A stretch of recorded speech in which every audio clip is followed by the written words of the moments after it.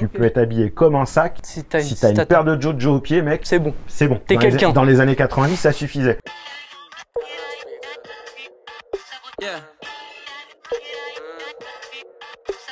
Ok Méné, pour ce nouveau LSDLV, on est parti chercher du très lourd. On a rencontré Thomas Giorgetti, le cofondateur de la marque parisienne Bleu de Paname. J'avoue, je connaissais la marque depuis longtemps, surtout qu'on avait fait l'unboxing de la collab entre Bleu de Paname et Soconi, et j'avais grave kiffé la paire. Thomas, je le connaissais un peu moins, même si Elsie avait fait une minute incroyable. Et quand j'ai su qu'il collectionnait, on s'est dit let's go. Et là Méné, c'est un client sérieux, 41 ans. Quand tu regardes sa collection, tu te dis qu'il est dans le game depuis vraiment très longtemps. Son délire, c'est de chiner autant des paires que des sables vintage, des items, des anciennes cassettes audio. Il garde vraiment tout, c'est impressionnant. Et surtout, il garde sa collection dans les locaux de sa marque, comme à la maison. On a déballé des dizaines de cartons remplis de sneakers. J'avais grave l'impression que c'était le bordel, mais lui, il savait exactement où se trouvaient les paires qu'il cherchait. Il y a même un moment où il a déballé un carton rempli de baby shoes avec beaucoup de Jordan. Bref, ce qui m'a marqué, les paires n'étaient pas toutes à sa taille. Il est vraiment dans le délire collection pure et il a un truc à raconter sur quasiment toutes les paires. Une encyclopédie, le gars. Avant ça, il nous a fait visiter les locaux de Bleu de Paname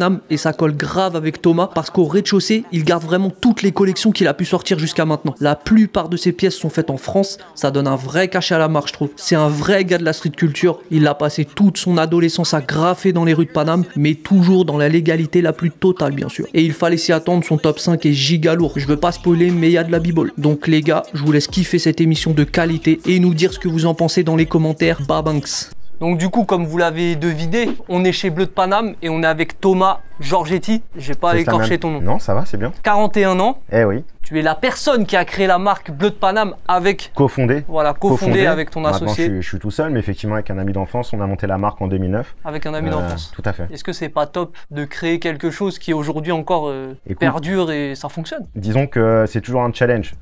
Donner des moyens ou donner de l'ambition à ses rêves, c'est quand même... pas mal et ça permet de tenir le quotidien avec quand c'est un petit peu dur parce que le textile est un métier qui est difficile. Ouais, j'imagine. À l'époque on était autodidacte et que tu apprends au quotidien, tu vois, genre c'est quelque chose que tu n'as pas forcément inné, même si tu as un œil créatif, que tu as plein de bonnes idées. Après tu as plein d'autres contraintes qui sont d'ordre économique ou d'ordre de production qui rentrent en ligne de compte, qui elles vont avoir tendance plutôt à te freiner. Mais quoi qu'il en soit, le but c'est de perdurer. On a 10 ans maintenant, 2009-2019, donc le temps passe vite. Si tu dois me présenter la marque Bleu de Paname en quelques mots. En quelques mots, la marque Bleu de Paname, c'est une marque qui s'inspire essentiellement du vestiaire, du vêtement de travail européen, qui plus est français, avec une touche de streetwear et un soupçon de casual. C'est-à-dire que c'est des vêtements dans lesquels tu vas pouvoir travailler au quotidien, tu vas pouvoir sortir, te divertir et en même temps être chill. C'est-à-dire que tu n'es pas non plus endimanché. D'accord. Quand je suis arrivé à la trentaine, je voulais pas être dans un style trop endimanché, je voulais vieillir bien, mais pas trop. Être un bon cru et pas vieillir trop vite et me retrouver en vieux crouton qui sent la naphtaline. Je me voyais pas m'endimancher avec des costumes 3 pièces ou passer sur des modes qui me correspondent pas. Je voulais garder mon éthique et la seule façon de le faire, c'était peut-être de créer aussi une marque.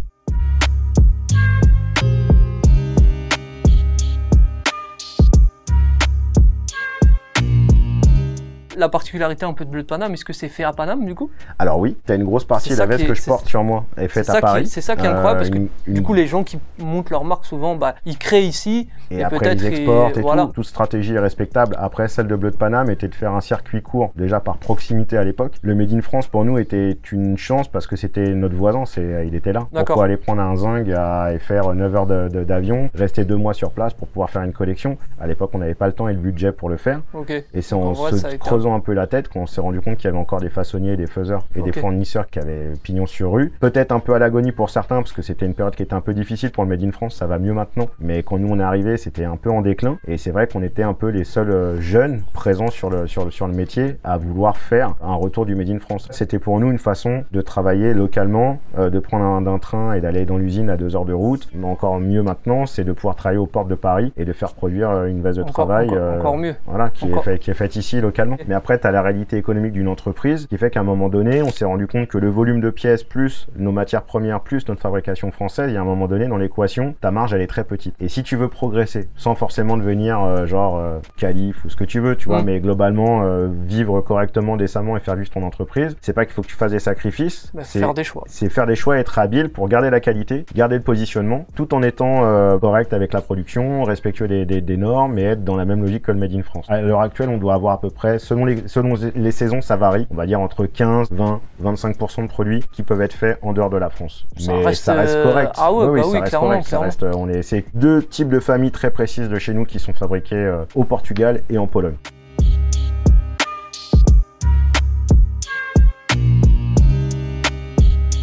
Alors ici, chez Bleu de Paname, on prépare essentiellement les protos. Ça, c'est des toiles qu'on travaille actuellement avec Fred, responsable de production. Donc ça sera pour l'hiver 20, parce que c'est très important pour nous maintenant de travailler vraiment en amont. On travaille de plus en plus en amont pour éviter de faire des recherches inutiles. Mais matières premières, donc là, des qualités de jean différentes. Il n'y a pas de Moleskine ici qui est la matière phare, c'est ce que je porte sur BDP. En gros, c'est un satin de coton, c'est une contexture qui est très dense, qui en fait, c'est vraiment le tissu charismatique du vêtement de travail. Nous, on la travaille de la manière la plus noble possible. On a travaillé essentiellement dans un grammage qui est d'un poids qui est de 400 grammes.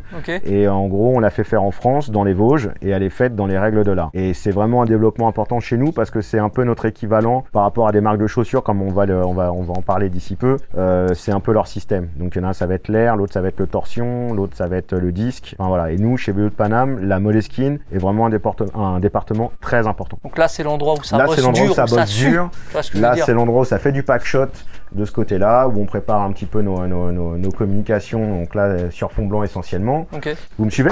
Donc là, c'est les stocks historiques de la marque, donc il y a toutes les saisons qui sont réunies ici, donc ça remonte les plus vieux stocks, bon, je dirais 2014 maintenant. Et puis après les protos, dans certains cartons, c'est les collections qu'on range au fur et à mesure, puis certaines atterrissent aussi à Saint-Ouen. Et du coup, c'est important de garder quand même, de tout garder. On va comprendre avec l'interview que ne rigolons pas tout de suite. Ne rigolons pas tout de suite. On garde beaucoup de choses ici. Je garde pas mal de trucs. J'avais deviné. Voilà. En fait, c'est toujours important d'avoir les bases. C'est-à-dire que tu peux avoir maintenant une culture JPEG ou une culture de l'image qui va te renvoyer sur des recherches en disant voilà, c'est ça qu'il faut faire. Mais par contre, tant que tu n'as pas réellement de produit en volume avec ses reliefs, ses lumières et autres, des fois c'est dur soit pas de le reproduire, mais pour s'en inspirer et puis comprendre pourquoi l'impact de ce produit est tellement important sur une période. C'est en ayant le produit dans les mains que tu peux le quantifier. Donc c'est vrai qu'au fur et à mesure des années et des passions, parce que moi je suis un homme qui a beaucoup de passion.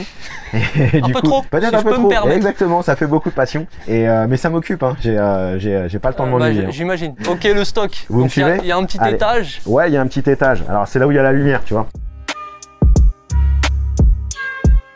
Donc là, on est dans le showroom Bleu de Paname que je viens complètement de violer parce que normalement... C'est un peu de ma faute. Je l'avoue. Je pensais pas qu'on en déballerait autant, mais c'est bien. Comme ça me permet de retrouver des choses que j'avais perdues de vue. Parce qu'il y en a beaucoup. Il y en a beaucoup. Donc là, c'est l'endroit peut-être que tu passes le plus clair de tout. Là, on passe effectivement dans tout le bâtiment. Globalement, je ne vais pas dire que c'est ma deuxième maison, mais presque. C'est comme une chambre. Hein, parce qu'au final, je vis dans toutes les pièces. Mon bureau est derrière. Là, c'est la partie commerciale avec mon commercial qui est absent aujourd'hui qui s'appelle Sylvain. Ici, on est vraiment dans le cerveau de Bleu de Paname. C'est là où tout est géré, tout est piloté d'ici.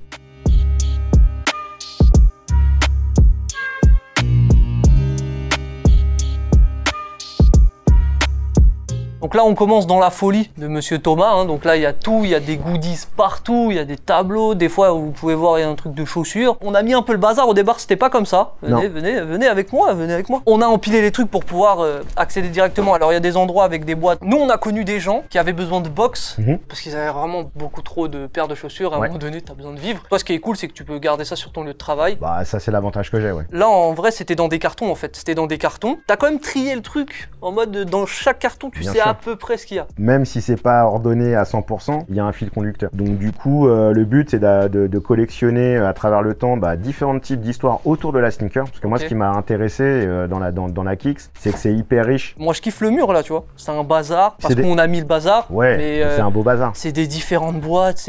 Donc là, on va remonter très très loin dans le temps. Là, il y a de l'histoire, il y a de la poussière. Bah du coup, vas-y, ouvrons des boîtes ensemble. Avant d'ouvrir des boîtes, je vais juste m'arrêter sur ça parce que je l'ai acheté il y a un an. La réédition, c'est ça, il y a 1 ou 2 ans. Et en fait, ça, pour les connaisseurs, c'est la paire dans Terminator 1. C'est ça, exactement. Donc à un moment, quand le gars il fuit le Terminator, il rentre dans un magasin, il ramasse une paire. Terminator 1, elle est noire, c'est la noire et argentée. Noir argenté. Voilà. Ça, c'est déjà des paires qui étaient destinées à la mode. Parce que ça, c'était destiné aux danseurs, c'était destiné aux mecs qui étaient déjà en train de parader dans les rues, en mode survêt, danser, démarrage du hip-hop d'un point de vue plutôt hip-hop street que plutôt hip-hop punk rock. Parce que en gros, fin 70, ça c'est pas encore métable, les mecs sont encore dans des ambiances assez particulières. Années 80, le style de la rue commence à prendre le pas, c'est pour ça que ça s'appelle Vandal. Toute la communication était tournée sur des mecs qui étaient en survêt dans la rue avec des bombes de peinture et tout ça, donc on est clairement dans une chaussure qui commence déjà à s'adresser à la rue. Un autre exemple qui peut être très ressemblant, ça c'est la Air Force One. Celle-ci elle est en canvas, cette Air Force One, elle en revanche à l'époque elle n'était pas dédiée au lifestyle, elle était dédiée au basket. Au basketball, Elle était vraiment dédiée, c'était la première paire à avoir de l'air chez Nike en modèle de basket. Et pour eux, c'était une paire performance. D'ailleurs, dans la Vandal, t'as pas d'air. Donc déjà, ça te fait ça se sent. Quand ça tu fait portes, une segmentation tu de produits. clairement. Sauf que, comme d'habitude, l'Air Force One était vendue un peu plus cher. Il y a une technologie. Exactement. Et en blanc, et dans tous les mecs, notamment plus sur la culture américaine, parce que nous, la Air Force One, elle arrivera quand même très tardivement en Europe. En tout cas, en France, elle deviendra un best-seller, mais plutôt à partir du milieu des années 90. Avant, c'est beaucoup d'import. Elle n'est pas officiellement présente, c'est pas notre marché. On a des choses, mais on n'a pas forcément les Air Force. Et du coup, elle finira quand même pas mal chez les dealers et chez les mecs qui ont de la thune, parce que elle devient quand même c'est une paire qui coûte cher, c'est une paire qui est nouvelle, qui est tournée vers le futur. Et du coup, elle prendra le pas et c'est elle qui deviendra le plus la paire de la rue. Alors que la Vandal, qui était dédiée à être une paire de rue, au final, elle devient en mode un peu, ou même elle oublie. Elle finit en sol. Et ça, par contre, tout le monde s'arrache pour avoir les Air Force One de toutes les couleurs parce que c'est une paire de rareté. Ok.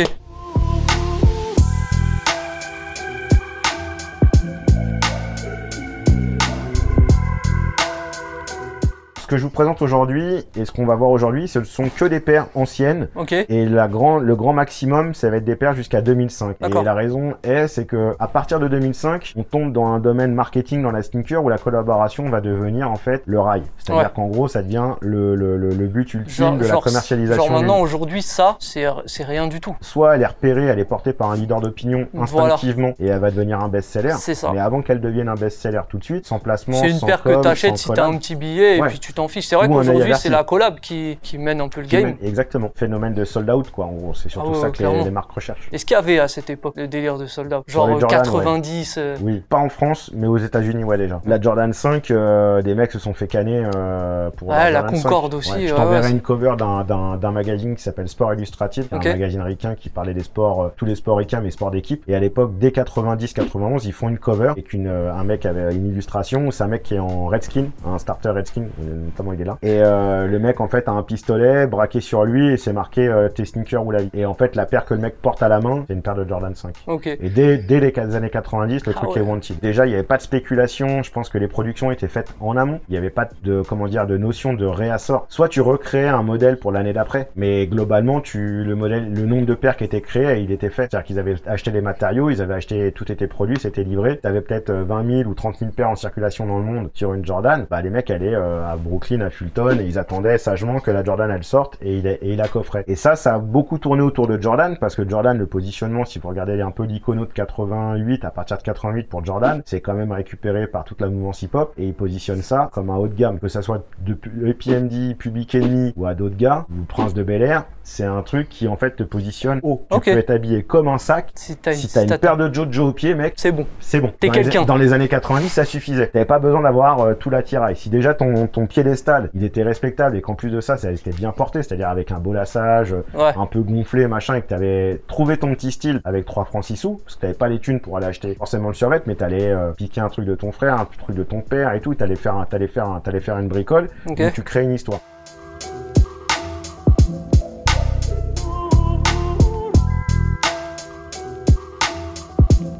Tu prends ça, on reste toujours dans l'esprit new-yorkais. C'est un truc, moi j'adore. Perso, moi aussi, je kiffe. Je sais pas si je porterai. Je peux porter. J'ai porté. Cette elle est trop grande pour moi, mais je la porterai. Trouvé dans des vieux outlets en Belgique. L'étiquette doit être des débuts des années 90, je pense. Donc toi, tu chines, toi. Ça, c'est un truc que tu m'as dit dès le début. Ouais, j'ai beaucoup chiné. En fait, j'ai chine moins. Ce que vous voyez là, c'est un truc qui est un peu figé dans le temps. Je continue de temps en temps à agrémenter quelques pièces rares dès que j'ai l'occasion. Par exemple, ça, c'est un truc que tu as chiné, par exemple. Non, ça, je l'écoutais. Non, ça, c'est à moi. Et non, ça, c'est acheté aux US quand Playground est sorti. C'était un film culte pour tous les fans de Michael Jordan à l'époque. Ça reste pour les gens qui connaissent la typo de toutes les couleurs. Le film, il y a 2-3 scènes un peu cultes dedans de Jordan avec un gamin. Enfin voilà, c'est culte. Je crois que j'ai jamais vu d'ailleurs. T'as Come Fly With Me et t'as Playground. Et il y en a un troisième que j'ai oublié, mais c'était les 3 cassettes créées par la NBA. D'ailleurs, sponsor Wheaties. T'as les céréales, hein, Travis Scott n'a rien inventé. Ah oui, ouais, c'est... Les céréales Wheaties étaient déjà un partenaire solide de Jordan. C'est vrai, il y a NBA, Fox. Ah non, tout était officiel. Hein. Et là, il y a une photo, on voit pas très bien, mais il y a les mecs de Kid and Play. Il y a pas mal de rappeurs de l'époque qui étaient des mecs assez connus médiatiquement parce qu'ils rappaient, ils faisaient déjà pas mal d'albums. Mais à côté de ça, ils avaient des shows télé et ils passaient beaucoup au cinéma. Il y avait House Party qui était un film culte d'une bande de potes. C'était des mecs qui organisaient des soirées dans des PAFTA, enfin dans des pavillons en banlieue ricaine, donc c'était assez gaulerie. Ça, Converse New York Knicks, dans les années 80, Converse a eu une licence qu'elle a exploitée avec toutes les marques de NBA, notamment la Knicks. T'as une version Celtics, t'as une version Pistons, t'as toutes à chaque fois, ils faisaient pareil, ils mettaient le code truc couleur, là et ils changeaient le code couleur des Knicks. Ouais, elle est bien, et ouais, la semelle est très bien. Vraiment, c'est une clean sole. Ouais, elle est très cool. Et Stitch des Knicks sur le côté. Des fois c'est embossé, des fois c'est imprimé, mais celui-là elle est vraiment premium parce que là c'est un patch. Ce qui est un peu énervant sur ces paires là, c'est qu'elles s'appellent toutes All Star. Pour les chiner, pour les trouver, c'est relou parce qu'elles ont toutes à peu près le même nom. Tu prends une All Star en tissu et tu prends une All Star Converse, pour ça c'était un peu compliqué. Dans les années 70-80, il y a pas beaucoup forcément de blase, de nom. Ouais, c'était alors celle-ci ça devait être la NBA All Star par exemple. Ah, en plus c'est vrai que regarde, t'as le sigle NBA sur la chaussure. Et peut-être que sur les boîtes, tu vois, il y avait marqué Converse NBA, mais NBA All Star.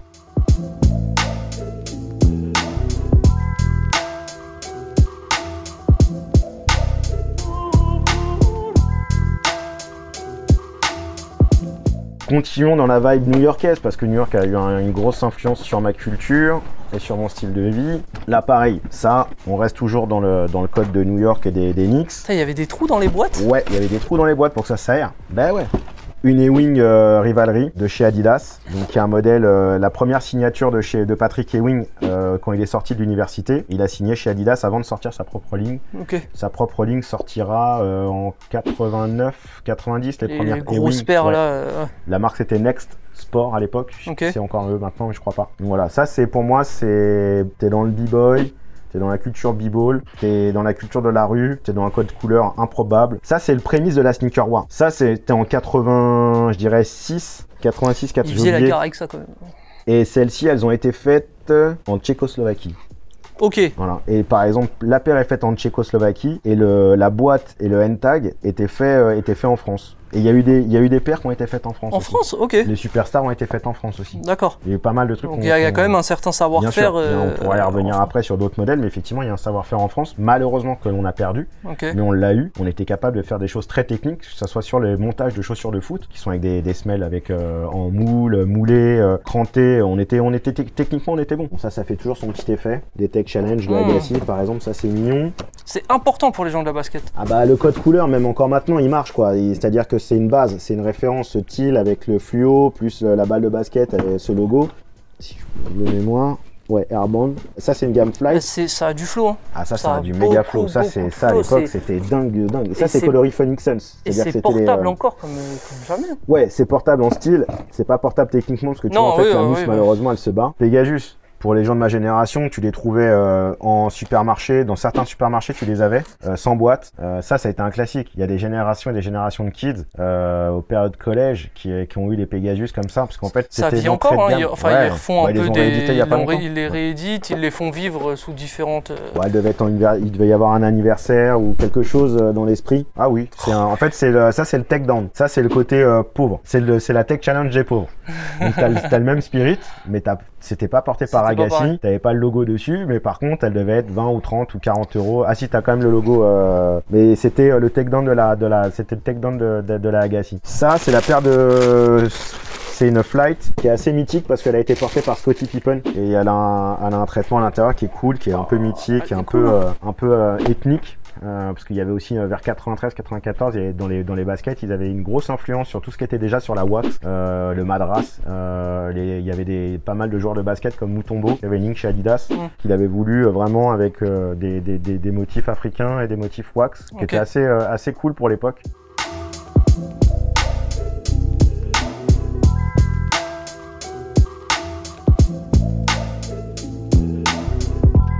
Je te laisse regarder la Airwalk. Je sais pas ce que c'est. Hein. Ok, livret qui t'explique un peu la paire, c'est cool ça. Vraiment, t'es dans une période où ça cherche le futur. Elle est travaillée. Hein. Travail de dingue. Ça, c'est très recherché en ce moment. Pour les collectionneurs de skate shoes, c'est des paires assez rares. Elle est travaillée. Et la boîte et tout, tu vois. C'est ça qui était intéressant. Les mecs se démenaient. Peu importe, grosse marque, petite marque, les mecs étaient tous sur le game. Genre, faut qu'on explique ce que l'on fait, faut qu'on donne envie, faut que la boîte, elle raconte déjà une première histoire de la chaussure. Tiens, je te laisse ouvrir ça aussi. Tu me dis à quoi ça ressemble. À quoi ça ressemble? Ouais. C'est pas beau. C'est un rip-off. C'est quoi? C'est la traîneur? Jordan 4. Jordan 4? C'est vrai, putain. Et ouais, t'as les deux bras, sauf qu'ils les ont collés, mais t'as les deux bras de la Jordan 4. Et ça, en fait, en gros, c'est un peu une écriture face, un peu rip-off des Jordan 4. Qu'est-ce que c'était Elegear? Elegear, c'est une marque qui a eu sa performance. Et ils se sont fait connaître essentiellement par le fait que les chaussures s'allumaient. Et en fait, c'était les premiers à mettre des LED dans des chaussures au talon. Quand tu marchais, elles clignotaient. Ensuite, ils ont fait différents pro modèles. Ils ont fait un pro modèle qui est très connu. Ils ont fait toute la ligne en fait de Michael Jackson. En gros, toutes les paires des années 90 étaient produites par Elegear pour Michael Jackson avec un branding qui était assez cool. C'était une marque très hype 88, 89, 90, 91. Aux US, les mecs ne jurent un peu que par Elegear. Il y a un côté, je vais pas dire un petit côté off-white, mais il y a un côté très mode en fait. C'est les premiers à arriver avec une écriture en se disant nous on fait pas des baskets pour faire du sport, nous on fait des baskets pour faire de la mode. Paire de boxe? De wrestling, de boxe ou de catch. Parce que là il y a écrit Cliff King Dominator. Ouais, c'est un pro modèle en fait. Ok. C'était un catcher ou un mec de la lutte. Je dirais plutôt lutte. Amateur de catch, Thomas? Non, amateur de chaussures un peu improbable. Bon voilà, elle est morte celle-là. Mais ça c'était cool. Ah oui. Ça, le colorway, même le design, il y a un truc, même encore maintenant. Ah ouais, bah oui, de fou. Gros lacet. C'est b-ball sale. Un côté vraiment outdoor, utility qui est vraiment bien sur ce modèle. Putain. Ah ouais, ça. Tu vois ce que je te disais par rapport, elles ont toutes cette étiquette Converse All-Star. Ouais. Si t'as pas la boîte, si t'avais pas le numéro de série d'origine, c'était fini. Ça, c'est des pro modèles qui étaient importés par notamment Jordan.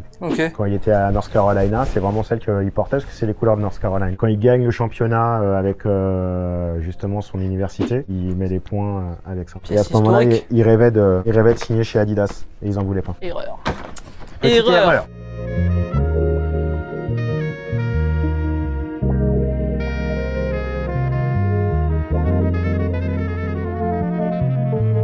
Ça, c'est Icarus. Oh, c'est beau. Ça, c'est mignon. Icarus également. Air Icarus. Je crois que j'ai quasiment toute la MIF en colorway. Elles ont été été rééditées, je crois. Ils en ont fait une. Ouais, elles ont été rééditées. Allez, on y vient là. Hein. Ça, c'est mûr. Hein. Pour moi, c'est mûr pour maintenant. Quand tu vois toutes les Reebok qui ressortent, j'ai oublié les noms, mais il y a plein de modèles similaires avec des semelles un peu prononcées. On y est dans ces running 90. Ça, c'est plutôt début 90. C'est vers 93, entre 92 et 94. Et la Icarus, ils l'ont continué sur pas mal de temps. Et donc, c'est plutôt un design qui était début 90, mais qui était un peu en avance. Donc, du coup, il se rapproche aussi des designs de fin 90. Elle était un peu en avance sur son... Et ça, c'était accessible. Hein. C'était des paires un peu de Monsieur Tout le Monde. La Icarus, tu l'as trouvé un peu aux quatre coins pas chez tous les boulangers, mais... mais c'était facile, quoi. Ça aussi, par exemple, c'est des paires de b-ball. C'est mint, c'est DS. Ça sent même encore le neuf. Et c'est des paires des années 70 de chez Converse. Et les boîtes sont vraiment oldies. All-Star Basketball. Et elle est inexistante, là. Ouais, il y a rien. Pas de mousse, il y a rien du tout. C'est juste un... Ouais, la séché. Papier. Ouais. Ça, c'est des jolies parts d'histoire parce que c'est bien fait. Bon, même si la colle a jauni de manière un peu exagérée tout autour. Bon, ça, c'est Air Footscape Statis. Qui font partie de la famille des Footscape. C'est ouf parce que je pense que les gens, quand ils vont regarder, ils vont dire, mais attends, c'est un modèle qui est sorti il y a 2 ans, ça, tu vois. Et ils vont se rendre compte qu'en fait... ça, c'est 96. C'est que du... Ils vont dans les archives, ils piochent 2 paires, ils la retravaillent un peu, ils la ressortent. Après, il y a des dates anniversaires, il y a des choses qui interviennent, mais effectivement, ça, pareil, c'est un modèle que j'adore. C'est la poursuite. C'est un modèle de 84, 85, je me souviens plus très bien. 6, pardon, excuse-moi, 86, poursuite. Parce qu'à l'époque, il n'y avait pas beaucoup de baskets qui avaient les souches argentées, des rapports simples de couleurs. Là, c'était métal, je les ai mis celles-ci. Début 2000, je les mettais peut-être une fois par mois. Genre, attention, c'est vendredi, je sors le soulier vintage, tu vois. Le soulier. Moi, le soulier. Moi, j'ai toujours appelé ça des souliers de sport. Et ça, effectivement, c'était, pour moi, c'était un graal. Quand j'ai mis la main sur celle-ci, il y a 25 ans maintenant, peut-être, t'es le plus heureux du monde. J'étais un peu né. Ça, c'est cool. Ah, c'est ça que tu cherchais depuis tout à l'heure. Donc ça, c'est du OG, ça. Ouais, pour nos Parisiens, c'est important, ça. Spiridon, donc de quelle année? Pas d'hier, parce que... 96. 96 avec les boîtes. Attends, mais 17, je dis des bêtises, tu me fais faire. Attention. 97. En fait, ils ont repris ils l'ont pas retravaillé? Si, ils l'ont retravaillé sur un truc, enfin sur 2 trucs, la semelle en dessous. Tu prends une Spiridon actuelle, tous les empiècements qui font des petits îlots en noir, ils les ont reliés les uns aux autres. Parce qu'en fait, quand tu les portes de cette période-là, les carreaux, les petits talons, ils partaient, ils s'en allaient. Donc coup, tu pouvais les laisser derrière toi. Elle est belle. Donc, ils ont refait un système pour que justement ils se solidarisent les uns les autres pour pas qu'ils partent. Ça, c'en est une autre. Un autre coloré qui est quand même plutôt pas mal, colorifan.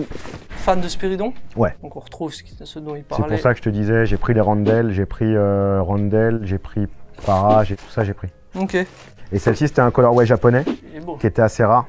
Qui a pas, je crois qu'ils l'ont pas réédité ce modèle-là. Enfin en tout cas ils l'ont pas réédité dans Ex Ultramarine. Dommage hein. Ouais. Il est efficace de fou. Non, non, il est dingue.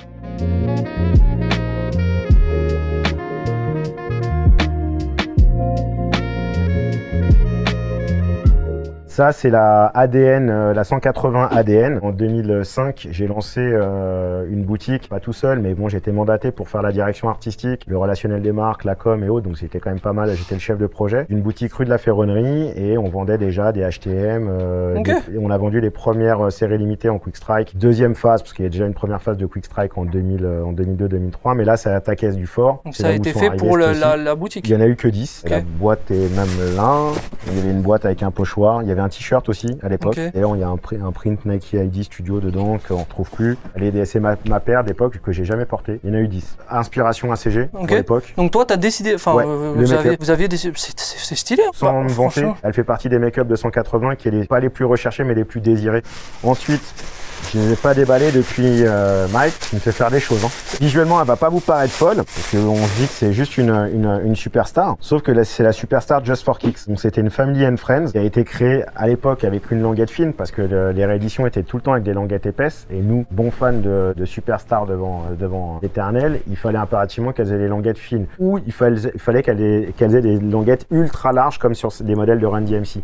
Soit l'un, soit l'autre. Mais les entre-deux, on n'en voulait pas. Et du coup, il y a eu un modèle spécial de fait. Et si vous regardez à l'intérieur, la sole est entièrement imprimée avec la cover. Et dans les boîtes d'Adidas qui sont présentes dedans, il y en a quelques-unes qui sont derrière nous. Parce que j'avais participé à l'équipe de tournage. Du coup, on avait utilisé pas mal de mes paires et j'étais mandaté. Donc là, les boîtes qu'il y a là, il y en a certaines. Il y en a certaines, elles sont ici. C'est les tiennes. Alors pareil, la paire est pas folle, mais l'histoire l'est. Donc ça, c'est une basket qui est dédicacée par Rêve du groupe Run DMC. Et là, on a DMC. Et de l'autre côté, on a déjà Master J, paix à son âme. Donc il y en a une qui est emballée, mais pas l'autre. En fait, c'est une question de voyage. En fait, elle était emballée. Et quand j'ai croisé, je les ai pas eu au même moment. J'ai eu eux deux en premier et j'ai eu Rêve Run à Londres en 2003-2004. Et donc du coup, à chaque fois, je prenais un modèle avec moi parce que professionnellement, j'étais dans la presse et je suis parti l'interviewer, donc je savais que je pouvais lui faire signer. Et il a vu l'autre. Non, je te dis une bêtise. Il a vu les deux parce qu'il a une petite larme à l'œil quand il a vu qu'elle était signée complète. Il m'a dit waouh. Et du coup, il a eu une petite émotion. C'est cool. Dans les trucs signés aussi, de la Soul. Il y a tout le groupe qui a signé sur la SB, la Dunk. C'est bien ça. Ça c'est mignon aussi, ouais. Bah SB, SB de 2006-2007. Ah oui, c'est bon. Restons dans le délire un peu hip-hop. Ça c'est bien. J'ai eu la basse, j'ai eu la low de celle-là. Ouais, mais t'as eu la low de quand? Allez, le concours de beats, mais t'as gagné. Là c'est l'OG. Elle était pas tout à fait pareille en. Je crois que la haute ils l'ont assez faite. Elle est assez fidèle. La basse ils l'ont un petit peu adaptée. Parce qu'elle n'existait pas, je crois, en basse. Les matières. J'aime bien ça. J'aime bien ça. Et ça, j'ai pas porté par exemple. Pourtant, j'aime. Je kiffe. Sur ces paires-là, je mettais beaucoup de paires un peu faux-folles. Il y avait beaucoup de œufs qui étaient dans le même esprit et tout, que je trouvais bien. Les Mita, il y avait pas mal de faiseurs de magasins de sneakers que je salue d'ailleurs, parce que les mecs ont fait ce que la sneaker est devenue maintenant aussi. Tous ces mecs-là étaient hyper importants. Donc, ils sont toujours là d'ailleurs. Les mecs comme Mita, c'est des mecs qu'il faut respecter parce que c'est Atmos, Mita, c'est des gens qui sont là depuis très très longtemps dans le game, qui sont toujours là en 2019. Respect. Il y a des gens comme Opium aussi, sont des gens à respecter à Paris, qui sont dans le game depuis très longtemps. Donc voilà, ça c'est important. Respecter les pairs, respecter les gens qui sont dans le game depuis, qui ont des passions.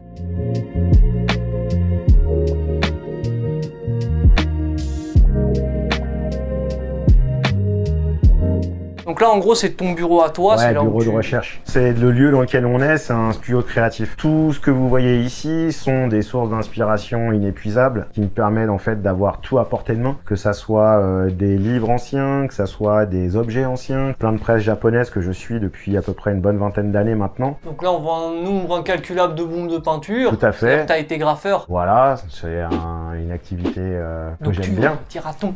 Il y a des jouets, je viens de cette culture-là et je salue tous les mecs que je connais dans ce milieu-là sont des potes de longue date. Oui, ça fait partie de mon ADN, quoi qu'il en soit. Je sais pas si on a le droit de le dire, mais là, c'est toi. Là, c'est moi, ouais. Ouais, c'est moi, porte de Champéret. Non, mais je vais te dire où c'était. C'était sur la ligne 3. Il est comme ça.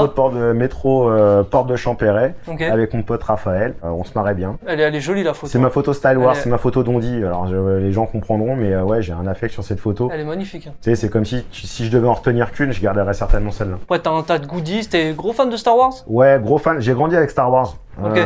C'est un petit, tu me demandais ce que je voulais faire, je te disais je vais être un Jedi. Tu veux être Jedi? Ouais. T'as réussi? Ouais, donc quelque sorte, tu vois, j'y crois encore, tu vois, j'ai pas fini de grandir, donc je me dis que je le viendrai peut-être un jour, tu vois. Je vois derrière, il y a un toy Run DMC. Tout à fait, mais ce qui est vraiment cool, c'est la paire de Superstar qui est à côté. Parce qu'en fait, elle a été faite en hommage à la mort de Jam Master Jay, donc le DJ de Run DMC, qui s'est fait assassiner en 2002, en octobre malheureusement. En gros, la tête a été reproduite par Shepard Fairey. Donc Shepard Fairey, c'est Obey the Giant, c'est des affiches qui avaient été faites avec Obama, des choses comme ça. Et après, il y en a eu très peu, et en fait, tous les frais étaient reversés à une fondation, Jam Master Jay, pour justement aider des enfants de quartier, pour aider pour une école de DJ, et ils ont continué le programme chez Adidas pendant pas mal de temps. Warriors, une photo mythique, pour moi, c'est une photo assez importante. Ça te parle, ça, que les Baseball Furies avec des LD1000. Alors, c'est un film qui est stylé de fou, sans que ça soit un gros film. C'est un film culte. C'est un film culte. Parce que, tout ce qui se passe dans le film, c'est New York. Vu de... En fait, c'est tenue des bandes. Jeu vidéo avant les jeux vidéo, c'est-à-dire que c'est un jeu vidéo d'aventure où en gros t'as un gang, les Warriors, qui sont plutôt des gars cool, les gentils on va dire, et qui évoluent et qui ont besoin de rentrer chez eux parce qu'il n'y a plus les transports, ils ont des problèmes pour rentrer chez eux, et ils sont obligés de passer de quartier en quartier, et à chaque quartier, il y a un boss de fin de niveau, et après il y a le master à la fin. Bien expliqué. Donc en gros, c'est ça qui est intéressant, et stylistiquement parlant, tu comprends que la mouvance hip-hop ou la mouvance street de l'époque, elle n'était pas du tout ils n'étaient pas dans les casquettes, dans les survêtes. Non. Ils étaient dans les peaux, dans les cuirs, dans les débardeurs, dans des choses complètement folles. Les seuls qui étaient déjà un peu dans une mouvance un peu street, c'était les Baseball Furies, qui étaient tous uniformisés avec des tenues de baseball. Du fait qu'il y ait la batte, il y avait un côté street, sport et autres. Eux étaient pour moi les plus modernes dans l'ensemble des gangs. Mais film à voir, les amis. Ouais, vous attendez pas à un truc, mais c'est un film qu'il faut voir. Franchement, je pense qu'on a fait le tour. On n'a jamais fait le tour. Mais en gros, on a vu ce qu'on voit. C'est vrai que ce mot-là, il y a 4 caisses remplies de CD. Là, on peut voir qu'il y a un Snoop. Après, il y a des c'est pas DVD. Forcément les meilleures pochettes qu'on voit d'ici, mais non, oui. Celle-là est pas mal. Tu gardes tout. C'est un jour. Je te le souhaite pas. Hein. T'as plus ce bâtiment, t'es fini. Mais j'en aurai un autre. J'aime bien. Du coup, on va passer à ton top 5. Ouais. Donc, on va aller s'installer. Donc, ma main top 5. Allons-y. Du coup. Top 5. Ouais. Enfin, on est assis. Tu m'as fait balader un peu partout dans ton château, là, dans ton château d'histoire. Ben ouais, puis je suis pas tout jeune, tu vois, j'ai de l'arthrose et tout ça, donc il faut bien que je m'assoie un petit peu. T'as 40 ans. Hein. Tu sais qu'en voyant tout ça, on peut croire que... Il y a un peu d'immunité aujourd'hui, j'ai des articulations qui font mal. Du coup, commençons le top 5, il n'y a pas d'ordre. Tu fais comme tu veux, je te suis. Parle-moi. Alors, il s'agit donc d'une Reebok Pump Fury.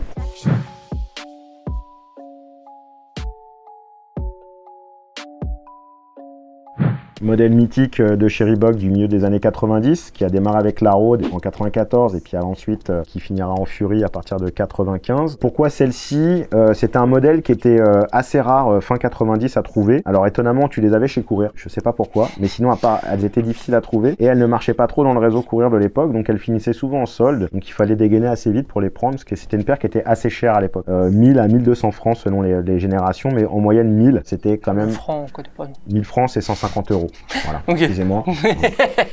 Mais en tout cas, c'était 150 euros à l'époque, ce qui était une sacrée somme fin 90, honnêtement. C'était l'équivalent des Off-White ou des Yeezy qu'on peut arriver voir maintenant. C'est ouf parce qu'aujourd'hui, 150, c'est le 300 euros. C'est le 150, c'est on va dire limite l'entrée de gamme d'une paire de baskets, tu vois. D'une bonne réédition, d'une paire de baskets un peu entre guillemets lambda, sans grand marketing à l'appui. Mais maintenant, on est plus sur les 300, 350, et c'est là où ça commence un peu à piquer. Tu peux nous montrer le système de pompe? Bien sûr, monsieur est fin épicurien.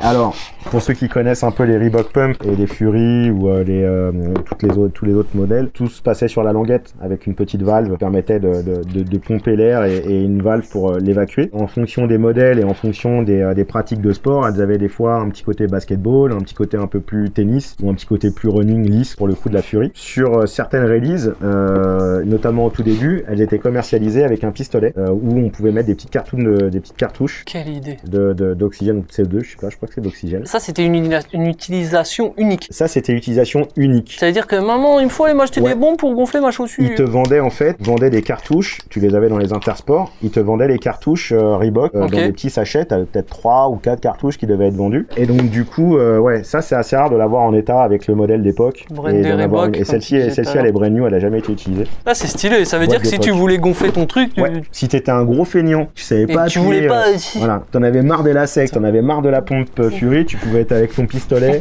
Donc mais en mode streetwear, c'est un peu chelou quoi. La suite, on va être un peu national, un peu cocorico. Donc Stan Smith, Adidas, made in France.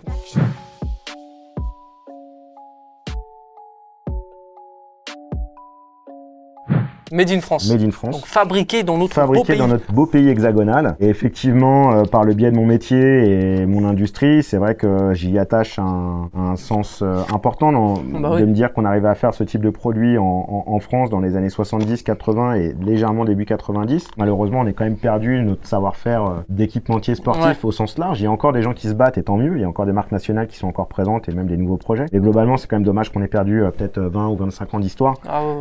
Sachant qu'on arrivait à faire des chaussures très techniques même pour le football, que les superstars étaient produites en France. Donc ça c'est un petit clin d'œil à toutes les productions françaises d'Adidas et si plus est la Stan Smith qui est vraiment la paire la plus populaire, que tu sois banlieusard parisien, ça parle à tout le monde. Bobo, Kaera, Rurty, ce que tu veux. C'est une paire qui va à tout le monde. Tu la prenais en noir pour aller en soirée, pour pouvoir rentrer. Donc plein d'histoires sur cette paire. 267 francs. Tout à fait. Les prix sont encore en francs. Pourquoi elle est DS. C'est vrai que le Made in France là à l'intérieur là il fait plaisir. Il fait plaisir. La semelle, je kiffe. Hein. La semelle, elle est la languette. La languette, excuse-moi. Pas, je n'ai pas ta connaissance. Mais ouais, la languette elle est incroyable. Ouais, Made in France. Made in France, le cuir est bien. On est quand même sur une paire qui je pense doit avoir pas loin de mon âge, quarantaine. Donc, elle est encore en bonne état. Ah ouais, Made in France. La suite, attention. Toujours dans le top 5. Attention. Là on monte un peu dans le temps. Donc là il s'agit de la Nike Dunk Uncle, dit la Dunkle.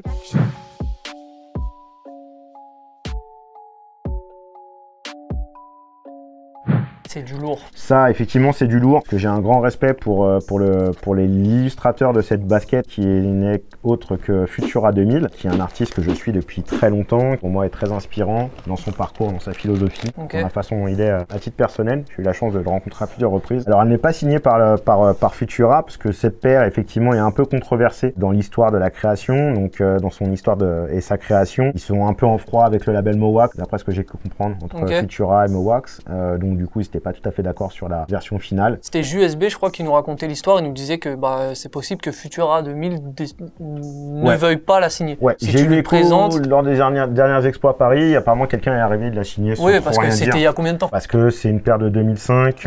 Donc l'eau a coulé sous les ponts. 2004 même, tu vois. 2004, je crois, faite en 2004, sortie en 2005. Effectivement, l'eau a coulé sous les ponts. Et pour la petite histoire, parce que moi, je marche beaucoup à l'affect, un petit clin d'œil au mec d'Opium, Yacine et à Mounir, parce qu'en fait, à l'époque, il me l'avait offert. Je leur avais rendu un petit service. On bossait beaucoup ensemble et du coup, pour me remercier de ce service rendu, je n'attendais rien en retour. Je leur avais demandé de m'en garder une paire, bien évidemment. Quand on sortait, ils connaissaient on a un atome crochu commun qui est le graffiti. Donc, ils savaient très bien qu'elle allait me parler. Donc, du coup, ils me l'avaient gardé très gentiment. Je viens la chercher et là, ils me tendent le sac. Ils me disent, tiens, c'est pour toi. Donc, et là, j'avoue que les gars, big up, elle est toujours là.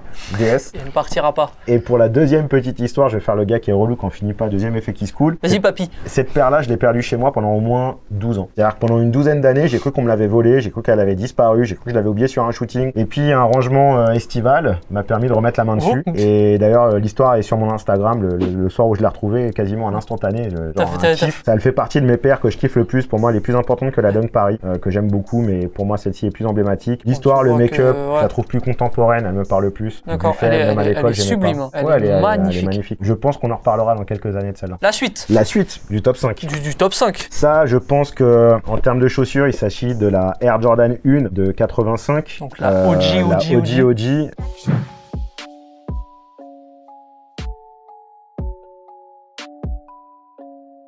Pour moi, c'est le démarrage de tellement d'histoires pour différentes marques, pour l'industrie au sens large. Je pense que le design en lui-même n'est pas fou, c'est-à-dire que si tu prends toutes les Nike de cette période-là, à quelque chose près, elles ont à peu près toutes les mêmes semelles pour le b-ball, elles ont à peu près toute la même tige en hauteur. Ce qui fait la magie de cette paire, évidemment, c'est le rapport de couleurs. Et ces trois couleurs mélangées ensemble qui les rendent complètement électriques et qui en font un best. Et puis ce logo qui est d'une puissance de feu pour moi inouïe. Incroyable. Le Jumpman est génial, mais le Wings Jordan pour moi a toujours été j'ai une petite préférence pour le Jumpman. Écoute, tu me poses une colle. J'aurais quand même tendance à dire que j'ai un kiff pour celui-là. Parce que en fait, il a pas vécu longtemps officiellement. Le Jumpman, il est arrivé à partir de 88. À partir de 88, le Jumpman, il est encore jusqu'à présent. Ça, ils ont été les rechercher sur les Jordan 1. Mais globalement, c'est le logo qui est propre au Jordan 1 et au Jordan 2. D'accord. Tu l'as pas sur les autres. Donc c'est peut-être pour ça que je l'aime bien. C'est son côté un peu rare qui le différencie des autres. Et c'est vrai que du coup, tout a quasiment commencé avec ça, entre guillemets, tout le côté marketing, le côté... d'un côté, t'as Nike qui fait Jordan et de l'autre côté, t'as Adidas qui fait Run DMC. Et en fait, là, ça te donne les recettes qu'on vit actuellement. Donc t'as l'équipementier sportif qui continue dans le corps sportif, mais avec un mec qui est emblématique et un peu irrévérencieux. Jordan, ça a toujours été un mec avec une grâce et une grande classe, mais il avait un petit côté irrévérencieux, un peu provocateur. Un peu beau gosse des terrains, un gabarit un peu plus petit que les autres, des mimiques à tirer la langue, tu vois, genre il était arrivé, il était hyper challengé pour sa première année, il se blesse quasiment tout de suite, donc sa première saison, il fait rien, donc c'est un peu l'effet d'un pétard mouillé. C'est aussi un peu l'effet d'un pétard mouillé à l'époque pour la Jordan, hein. Ils ont gagné des sous, mais elles ont beaucoup fini en factory, elles ont beaucoup fini en outlet. Hein. C'est fou de se dire ça. Et si tu regardes des vidéos de skate dans les années 80 et début 90, t'as beaucoup de mecs, il y a des gars qui en skate Marc avec. Gonzalez et tout, ils ont tous ridé avec des Jordan 1, tu vois. Tu regardes Police Academy, je sais pas si ce film te parle. Je pense que j'ai jamais Alors vu. c'est pareil, hein. C'est pas non plus un chef-d'œuvre. Hein. On est pas, tu vois, ça a pas révolutionné le cinéma, mais bon, c'est un bon teen movie. En gros, c'est des mecs qui étaient un peu loulous, qui se retrouvent à être obligés d'aller faire un service militaire chez les flics pour devenir flics. Sinon, ils vont au placard. C'est un peu ça le truc, le pitch du début. Et t'en as un qui se fait arrêter parce que c'est un skater et qui ride dans Manhattan. Et le démarrage du film, c'est un gros plan sur la Jordan 1, sur une planche de skate et c'est en train de rider. Donc, je vais le regarder Police juste pour Academy. Ça. Alors, le top 5 continue. Là, c'est ma number one, qui est pas forcément ma number one en style, mais c'est ma number one en story. Il s'agit de la Jordan 5 de 90, portée pendant les playoffs de Jordan.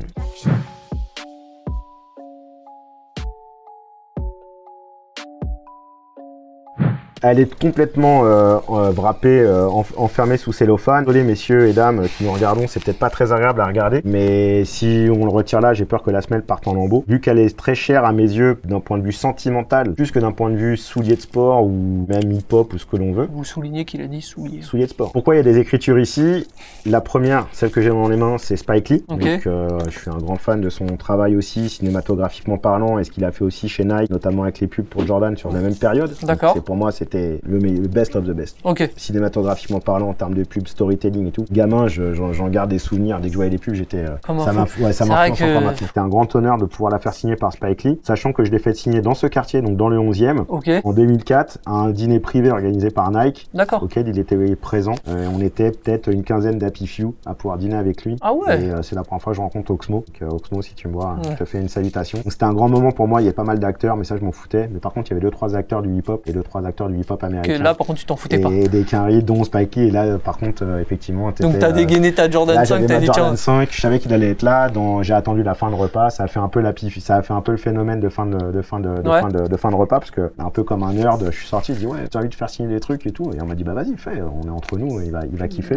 Et j'avais sorti des trucs de promo de Clockers, un de ses films, des vinyles, des t-shirts du film et du crew du film. Donc il fallait être un peu connecté pour les avoir. Et quand il les a vus, il m'a dit ah ouais, mais tu sors ça d'où et tout, c'est charmé. Je crois que j'en ai même pas une pièce encore, et c'était de sa marque parce qu'il avait une propre marque Spike Lee aussi dans les années 90. Donc voilà, donc ça c'est pour la partie pied gauche, et pour la partie pied droit, il s'agit ni plus ni moins que de Tinker. Donc Tinker Hatfield, le designer de la Jordan 5, de la Air Max 1, de la Safari, de plein de modèles de chez eux, de la Moab, de plein de trucs quoi. Donc un des tueurs, et donc rencontré à Londres dans le cadre avec Nike, je sais plus dans quel cadre, je crois que c'était pour la Air Max 1, donc vers 2005 ou 2006. Pareil, rencontré, interview, mec très bien, très humble. C'est à chaque fois c'est ce que nous disent une énergie folle. En tout cas, moi, ma rencontre avec Spike Lee était géniale. Ma rencontre avec Tincture Hatfield était géniale. Des mecs comme Futura, vraiment des princes, enfin des gens, des seigneurs quoi. Enfin, en gros, des mecs à qui tu peux parler. Le mec te prendra pas de haut, se souviendra très certainement de ce que tu lui as dit. C'était intéressant, bien sûr. Ouais, bien sûr.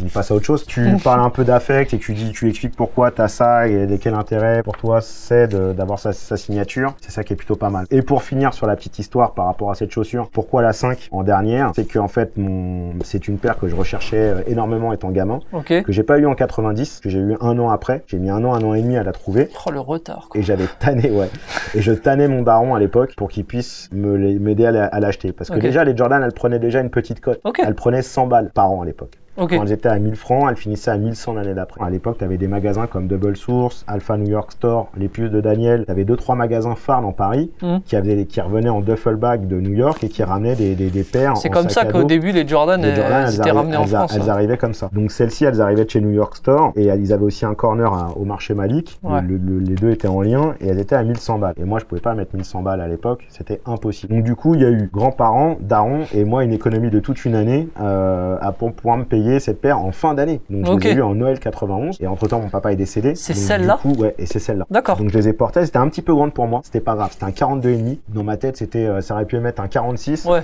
C'est pas grave. T'es sûr que ça te va là? Ouais. Non mais c'est bon là. On touche plus. Mais non mais là regarde, il y a quand même un pouce là. Non mais c'est bien, c'est charmé. De double chaussette, triple sole. T'inquiète pas. C'est mon problème ça. Donc avec un peu d'affect effectivement. C'est beau au final que ça soit cette paire avec cette histoire au début, que tu fasses signer par deux personnes que tu apprécies, et c'est mon daron avec un échange cool et que ça soit ton père qui et que du coup elle est encore en bon état et que lui était un grand fan de Spike Lee et que maintenant paix à son âme là où il est, mais globalement quand j'ai percé un peu dans le milieu de la sneaker, il m'a tout de suite reparlé de cette basket là. D'accord. Il m'a dit mais comment tu pouvais savoir, pourquoi tu l'as gardé de 91 à 2004 2005 tout en te disant ouais celle-ci il faut que j'y fasse gaffe, c'est une chaussure bijou, elle représente tellement de choses que de toute façon elle voyagera dans le temps. Mais la 5 c'était pour moi ce modèle-là, avec le 23 derrière, même encore maintenant, tu le vois pas, mais j'en ai un frisson. Je pense qu'il y a le rapport émotionnel par rapport au fait que c'est lié à mon parcours perso, avec mon daron et tout ça, mais globalement, même à l'époque, quand je les voyais, tous mes potes, on se damnait sur ces modèles. La 4 et la 5, c'était mais c'était...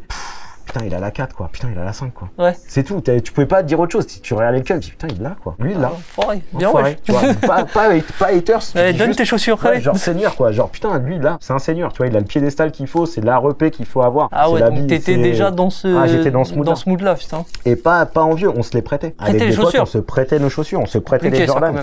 Et on mettait du scotch en dessous pour pas trop les abîmer, pour pas que tu dises ouais, mais regarde, je te l'ai prêté, c'est toi qui as niqué le translucide, tu vois. Notamment, je pense au Hornet, le modèle un peu de la 5 Hornet. J'avais un pote Julien qui me les avait prêtés, on se les échangeait. Je lui avais prêté celle-là, il m'avait prêté les Hornet pendant peut-être un mois. Donc ça, c'est mon top 5 qui pourrait être un autre top 5, mais on va dire que c'est le top 5 de cette période.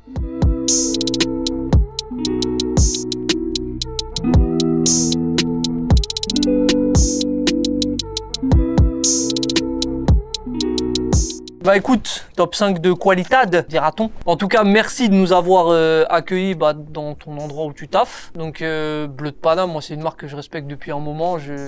Là encore, je vois des collections derrière. C'est du bon taf, je kiffe. Et bien ouais, pour la Soconi que t'as sorti, dont on avait fait l'unboxing, que je porte, que vraiment je kiffe de ouf. Et c'était un plaisir d'avoir ton knowledge, parce qu'il y en a là-dedans. Merci messieurs. Merci à toi. Merci à toi. Et dans les commentaires, dites-nous ce que vous pensez de la collection. Et n'hésitez pas à regarder les arrière-plans. Et si vous voulez en savoir plus, on pourra peut-être reprendre la parole si ça vous a pas trop gavé. Ouais, on fera un match retour. On fera un match retour. On va remonter dans le temps. Voilà, encore. Voilà. Bonne journée à vous. Bye Banks.